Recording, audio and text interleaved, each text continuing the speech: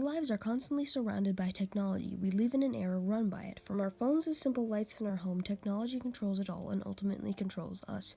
With the improvement of technology, new opportunities have been given to our world, but ultimately, this improvement is a double-edged sword.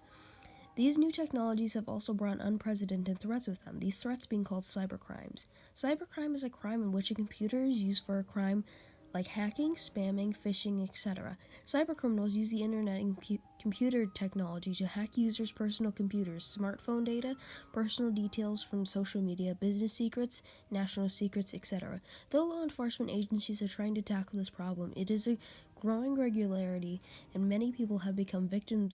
Surprise! The virus! Relevant vocab includes mens rea, the intention or knowledge of wrongdoing that constitutes part of the crime as opposed to the action or conduct of the accused.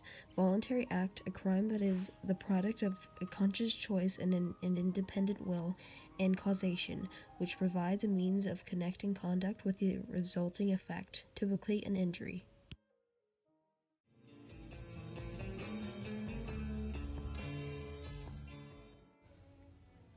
In Connecticut in 2018, $9,971,003 was lost in individual cases involving cybercrime, and in the U.S. alone, there is an average spend of $1,192,671 lost due to cybercrime.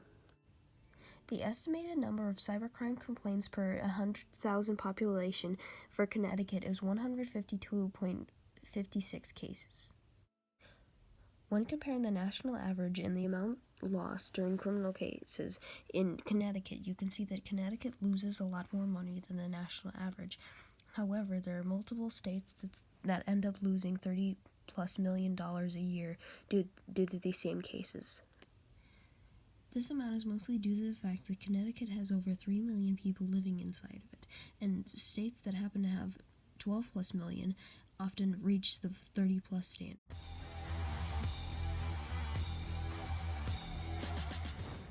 Opt for an easy way to make big money. They target rich people or rich organizations like banks, casinos, and financial firms where a huge amount of money and hack-sensitive information flows daily. Catching such criminals is difficult, hence that increases the number of cyber crimes across the globe. Some laws that address hacking include the Computer Fraud and Abuse Act, the Stored Communications Act, the Electronic Communications Privacy Act, and the Defend Trade Secrets Act.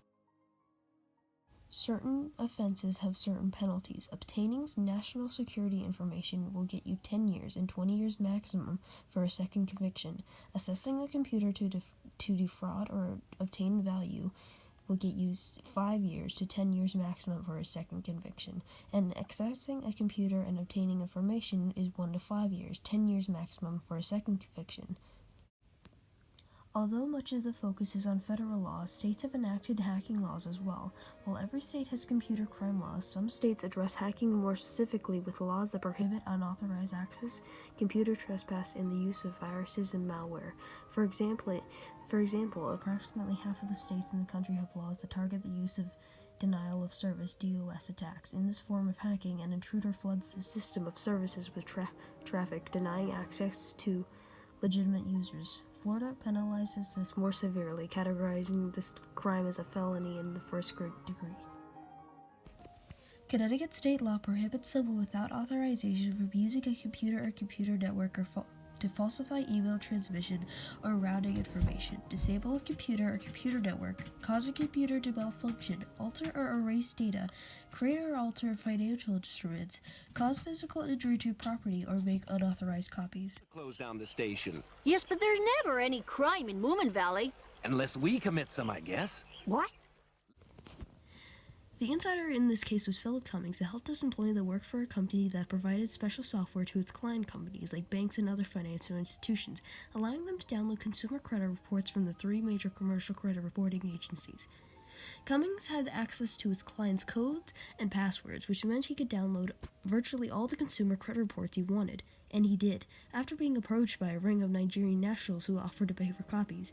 Even after leaving the company, Cummings continued using his inside knowledge to download and sell credit reports to this identity theft ring for 2 years. The damage was considerable.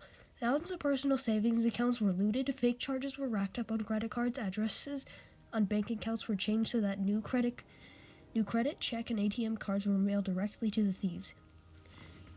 The case was solved when federal authorities stepped in and were called to investigate when a major credit company discovered that thousands of credit reports had been downloaded without permission. Soon, other companies were reporting the same thing. A review of the victim company's 1-800 phone records led investigators to the Long Island company that employed Philip Cummings and ultimately to Cummings himself and his partners in crime. July 1994, several corporate bank customers discovered that a total of $400,000 was missing from their account. Once bank officials realized the problem, they immediately contacted the FBI.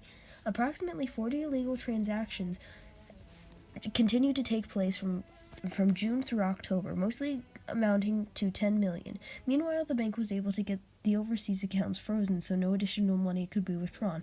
The only location where money was actually being transferred within the U.S. was San Francisco. The investigators pinpointed the bank accounts and then they identified a Russian couple. The Russian couple was then taken into custody and investigated. During the investigation, they told the FBI that the hacking operation that they were a part of was based inside a St. Petersburg computer firm and that they were working for a Russian named Vladimir Levin. The FBI teamed up with the Russian authorities who provided outstanding cooperation just days after a new FBI office had been opened in Moscow to gather evidence against Levin, including proof that he was accessing the bank's computer from his own laptop. Levin was lured to London where he was arrested and later extradited back to the United States. He pled guilty in January 1998. Believed to be the first online bank robbery, the virtual theft and ensuing investigation were a needed wake-up call for the financial industry and for law enforcement.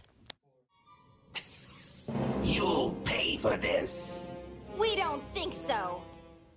The average cost of a data breach in 2020 will exceed $150 million. Over 75% of healthcare industries have been infected with malware over the last year. Approximately $6 trillion is expected to be spent globally on cybersecurity by 2021. More than 77% of organizations do not have a cybersecurity incident response plan.